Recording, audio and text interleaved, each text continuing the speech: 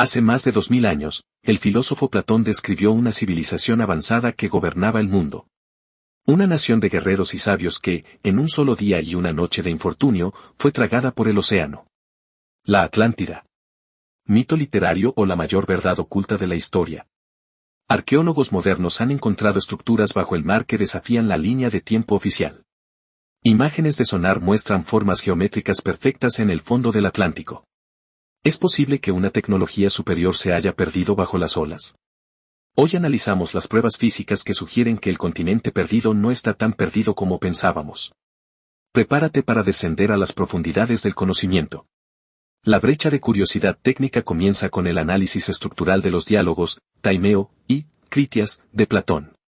No es literatura fantástica, es un registro detallado de ingeniería y política.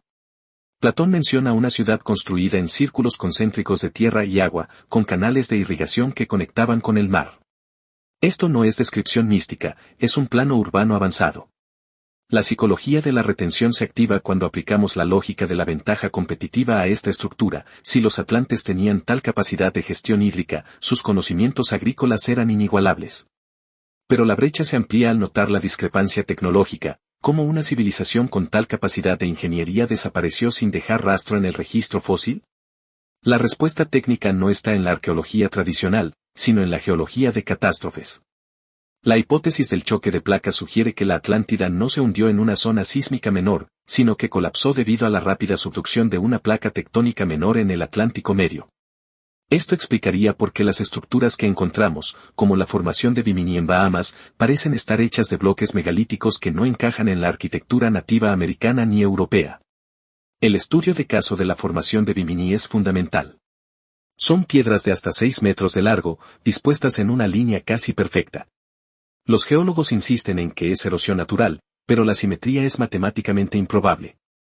Pasemos al análisis del comportamiento humano y la negación académica.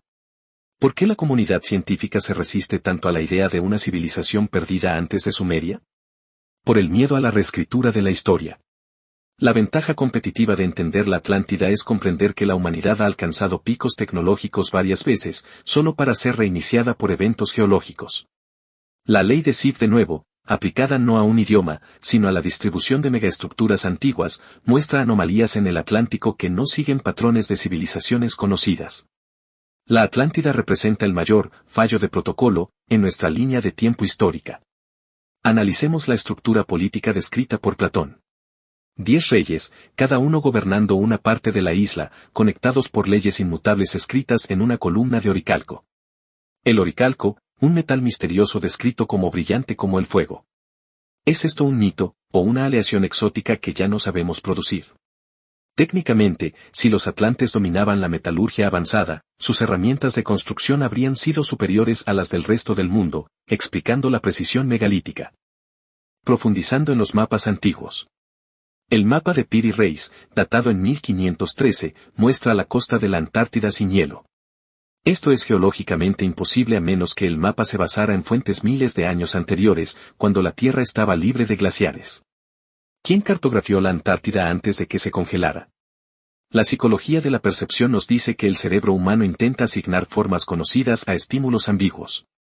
Cuando vemos este mapa, no vemos la realidad del siglo XVI, vemos nuestra interpretación de una tecnología cartográfica superior. Es un test de Rorschach de 600 páginas. El análisis de la tecnología marítima atlante sugiere que no solo navegaban, sino que entendían las corrientes de profundidad de una manera que hoy estamos apenas replicando. La sección sobre energía atlante.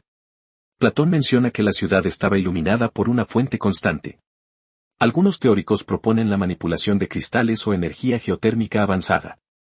Aunque esto bordea la ciencia ficción, si analizamos la necesidad de energía de una ciudad de tal magnitud, la tecnología de fusión fría o aprovechamiento de energía del punto cero no son absurdas en un contexto de civilización tipo 2. Estudios de caso poco conocidos demuestran que, al aplicar algoritmos de reconocimiento de patrones a las estructuras circulares descritas, encontramos subgrupos de diseño que aparecen solo en contextos de alta eficiencia energética. Esto sugiere una estructura interna, un vocabulario técnico. La agricultura en la Atlántida no dependía solo de la lluvia. Según los textos, utilizaban un sistema de compuertas hidráulicas conectadas a ríos subterráneos. Esto implica un conocimiento profundo de la hidrogeología. Si analizamos el comportamiento de los cultivos en ambientes cerrados, el éxito de la Atlántida radicaba en el control total del microclima. Esto les otorgaba una ventaja competitiva brutal sobre sus vecinos, podían alimentar a una población creciente sin depender de los ciclos climáticos erráticos. La obsesión por la eficiencia nos lleva a pensar que sus ingenieros no solo construían, sino que optimizaban recursos basándose en modelos predictivos avanzados. El colapso Atlante, técnicamente hablando, fue una falla de seguridad sistémica. Platón describe que el poder corrompió a los reyes. Sociológicamente, esto es un fallo de protocolo, donde el sistema de gestión de recursos dejó de priorizar la estabilidad técnica y se enfocó en la expansión. El resultado fue una sobrecarga en la infraestructura. Cuando la catástrofe geológica ocurrió, la ciudad no pudo resistir porque ya estaba funcionando al límite de su capacidad.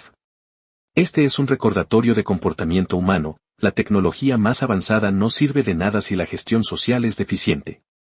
Analicemos la posibilidad de que la Atlántida no fuera una isla en el océano, sino una red de asentamientos. La teoría de los anillos de Richat en Mauritania es una opción técnica plausible. Es una estructura geológica circular enorme que encaja con las dimensiones descritas por Platón. Pero, si la Atlántida era una red, su desaparición fue un evento geológico localizado que afectó a múltiples puntos simultáneamente. Esto aumenta la complejidad del misterio. La psicología detrás de intentar resolver esto nos enseña sobre el sesgo de confirmación. Queremos encontrar la ciudad exacta porque nuestra mente busca patrones. Pero, a veces el patrón es solo una trampa geológica. La medicina atlante, aunque poco documentada, se insinúa como avanzada. Se menciona el uso de fuentes termales con propiedades curativas específicas, lo que sugiere un conocimiento de la química del agua. La ventaja competitiva aquí radica en la síntesis interdisciplinaria. Solo entendiendo la historia de la alquimia, la botánica medieval y la criptografía estadística podemos acercarnos a una interpretación. El miedo a lo desconocido es lo que mantiene este manuscrito en una caja fuerte en la Universidad de Yale. Pero el verdadero peligro no es el libro. Es la conclusión técnica de que existe un nivel de complejidad lingüística que la humanidad no puede alcanzar a entender. La obsesión por el oricalco no era solo económica, era técnica. Si el oricalco tenía propiedades conductoras superiores al cobre o al oro, los atlantes habrían desarrollado circuitos de computación o de transmisión de energía imposibles de replicar hoy con materiales convencionales. Esto cambia la narrativa de una civilización mítica a una civilización basada en la ciencia de materiales avanzada. La retención se mantiene porque cada hallazgo subacuático promete validar esta tecnología perdida. El arte de aprender a descifrar la Atlántida es el arte de aprender a aceptar que hay partes de la historia que no están diseñadas para nuestra comprensión tecnológica actual. Y que nuestra necesidad de encontrar orden en el caos es, a veces, nuestra mayor debilidad.